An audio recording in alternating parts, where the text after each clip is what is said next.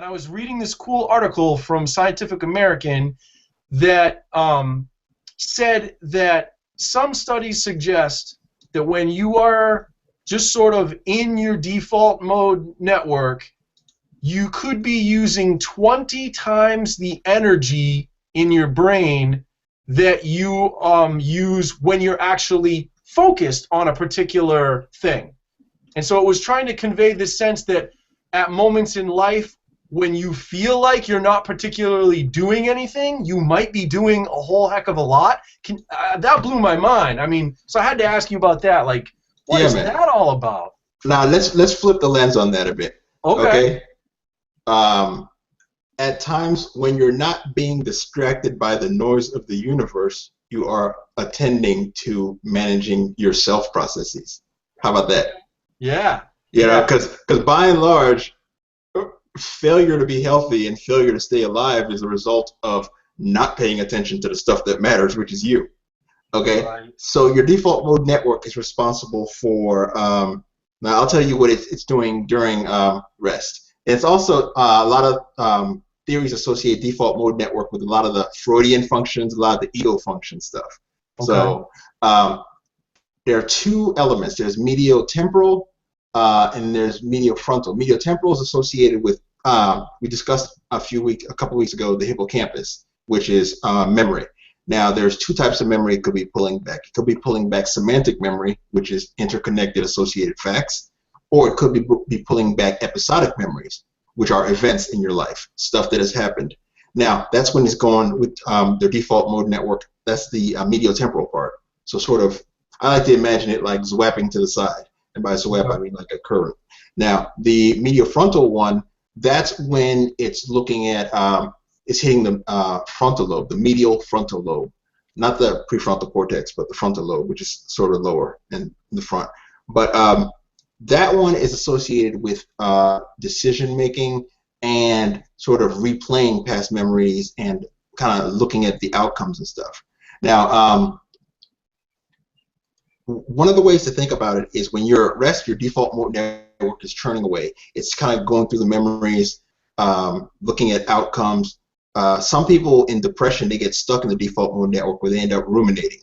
Now, another part that you had asked me about was a few weeks ago that came up is also the posterior cingulate cortex. Okay. Which is involved in, some people theorizing, we're still kind of doing factor analysis to narrow the electricity down, but some of the theories have it that the PCC adds the emotional salience to self-related memories. When you're sitting around and something might be more upsetting than others, you're going to get some firing in the posterior cingulate cortex.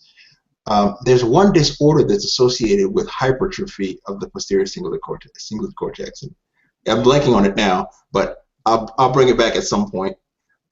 But can I go a little bit more like super basic with you for a second? Yeah. Did I get lost in the rabbit hole? No, it's cool.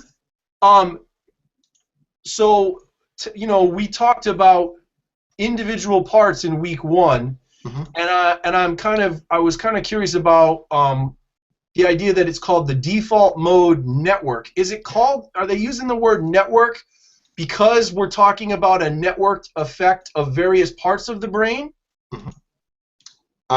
The best way to think about it is whenever you hear the word network in brain-related stuff, and I think in a lot of complexity stuff, you're talking about a system of interacting elements. So you're talking about like nonlinear dynamics.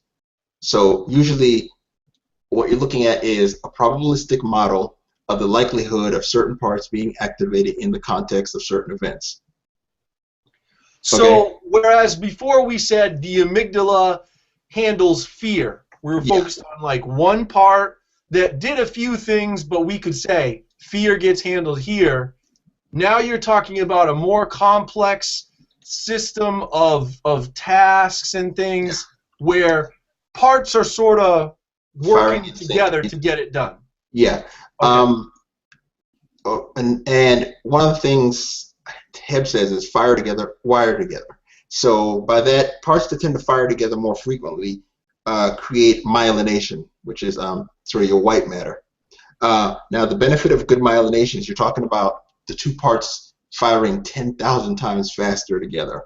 So before the other part even gets warmed up, like, hey, the other two parts have fired off.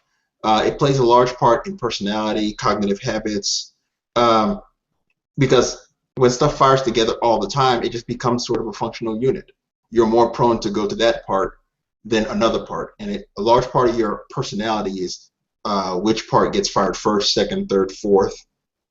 You know, the fourth part, which we call the inferior function, it's unconscious. It's almost like, you know, you're not even aware of that skill when you use it a lot of times. You just associate it with a body feeling. You don't get a crisp signal. Mm-hmm. Okay. Yeah. Yeah, the main thing is when they say task-related network, you also have the other two networks to keep in mind, and we'll be talking about them in the next couple of videos, is your salience network, which fires off in the context of external stimuli, like letting you know, hey, pay heavy attention to eye information, pay heavy attention to the nail under your foot, pay heavy attention to the noise I heard over here. It snaps you out of default mode network, which is also called resting state functioning. It snaps you out into world interaction. So that's bottom up is what we call that sometimes. Now the other one is called the executive control or cognitive control network. That's frontal parietal. That's yeah, that's your top-down network, cognitive control. Let me ask you another sort of baseline question. You keep using the word resting. What do you mean when you use that word? You mean sleeping? Nope. Internal stimulation. Now, I'm curious. I hadn't really thought about like some of the sub-elements of it until you brought it up. But I wonder if resting mode includes doing an activity after initial stimulation, like if I sent you off to think about a problem, whether that would constitute resting mode. I'd have to get back to you on that part. I can tell you the article that I was reading gave what I was asking that just to confirm. Basically, the article that I was reading gave this example. It said if you're out sitting in a lawn chair, just sort of chilling out, and you're not doing anything, and then a fly lands on you, and like that, you grab your magazine and swat at the fly. They said you're in default mode while you're sitting there doing nothing. Yep. And then once that fly lands on you and brings your attention to external stimulus, you're not anymore. Does that sound good?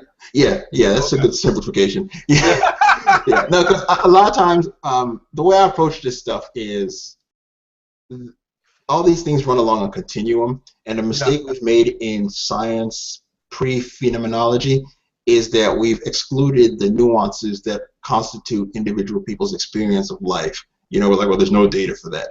Well, a lot of times the data was the dude just told you that it's bothering him. That's the data. That's the data that matters. And so a lot of times when I hedge the stuff, it's just, you know, I don't like to nail it down because I think the rate at which the information is coming in, we end up like, okay, that was entirely wrong, and we based a lot of stuff on it. So please burn that whole building down.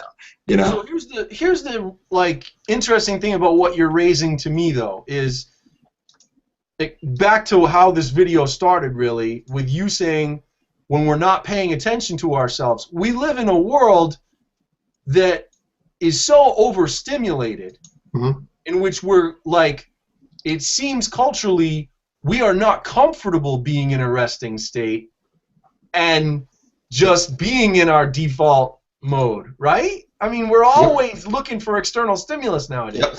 That's precisely true, and that's one of the leading practices that leads to better modulation of your default mode network is mindfulness and meditation. Because another side note worth thinking about is decreased stability of your default mode network is also associated with increased anxiety symptoms. Okay, so that's basically telling you that the lower threshold of activation, you're the kind of person where you're sitting there and not only are you kind of ruminating and anticipating something going wrong, the slightest of things triggers full salience responses. Whereas, you're wearing yourself out because you're giving yourself less downtime to do that important autobiographical organization of who I am, what I matter, what matters to me, and kind of brain organizing. This is going to be random, but it's kind of cool to me, so I'm going to bring it up. I was watching season 4 of Boardwalk Empire on HBO last night, and there was this just simple line that totally connects this right now. Is this one character looks at the other one, and they had just had a meeting in a room, and there was all this conflict and stuff, and the real conflict people left the room, and just these two guys were left, and the one looked at the other, and he said very calmly, he said, all of man's problems stem from his inability to sit quietly by himself in a room. True story. Right? And I was like, that's what we're talking about right now. It's like this idea that if you can't just be and be okay with that, you're probably going to be an anxious person, right? And it's amazing. Amazing. Yeah. I'll give you another one. Another sort of one-liner that I like. Someone is wrong on the internet. You get a certain mindset that actively is triggered into discomfort just sitting there and has an element that is really part of their core cognitive process, more affective process, something about themselves they don't like, and immediately your subconscious defenses kick in. You go into projection mode, and you're like, I dislike this group or this ethnicity, or I'm a misogynist or whatever, because it's a lot easier to attribute a feeling that kind of feels, I guess, icky onto another entity, because you can't sit alone in the room and just bubble with your own juices. So the takeaway, I mean, there's a lot of great stuff that you've covered here. It's awesome, but it seems like if I want to try to recap a little bit, the big takeaway from why we're talking about this particular process is that people would be well served to understand that it's important to make time to engage your default mode network, to find ways to practice mindfulness and to get back in touch with that part of their neurology so that good energy management is occurring. I know that's oversimplified, but I like it. Decent, right? Yeah, I like it. That's the key thing. Take the time to not do anything and breathe. You'll do something still, right? But the important stuff, really. Yeah. Very cool. And this makes me feel like we need to have, and I'm sure we will, because we need to have more. We should do some more stuff where we help practice mindfulness and help ourselves and help other people do that. Because this is one of those things I think that I don't do this as much as I should, and I care about this stuff all the time, and I'm always trying to learn more about it. Probably a lot of everyday people don't make time for this. Yeah, mindfulness is at the intersection of being on autopilot. Well, that mindfulness is the opposite of mindlessness, quite simply put. You can go around all day reacting, but when you take the time to develop proactive scripts that lead to core value-based behaviors and responses to situation, that's the point at which you elevate yourself from the level of subprimate to actual higher functioning goal-directed human. See, you guys, is that what you want to be? Do you want to be a subprimate? Is that what you want to be about? Pay attention to this stuff. Let's go.